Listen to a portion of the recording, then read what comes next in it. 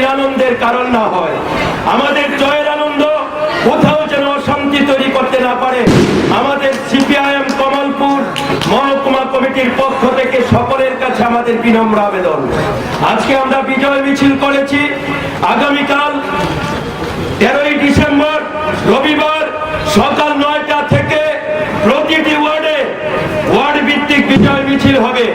আমরা সমস্ত ওয়ার্ডের জনগণকে এই বিজয় মিছিলে অংশগ্রহণ করার জন্য আবেদন করছি।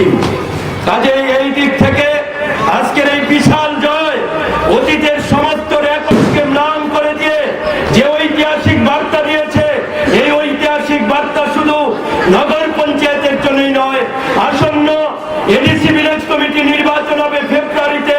পাহাড়ে আরো শান্তি আরো উন্নয়নের জোয়ার তৈরি করতে গিয়ে এই নগর পঞ্চায়েতের নির্বাচন পাহাড়কে প্রভাবিত করবে, পাহাড়ও লাল ঝন্ডার জয় হবে, এটাই আমরা ধরে রাখতে পারি। অন্যদিকে কেন্দ্রীয় সরকার দিল্লিতে বেকার বিরোধী, কৃষক বিরোধী, শ্রমিক বিরোধী, শিক্ষক কর্মচারী বিরোধী, সাধারণ ক্ষুদ্র ব্যবসায়ী মানুষের বিরুদ্ধে একটার পর একটা আক্রমণ নামে আনছেন, একটার পর একটা দুর্নীতি ঘটিয়ে চলছেন।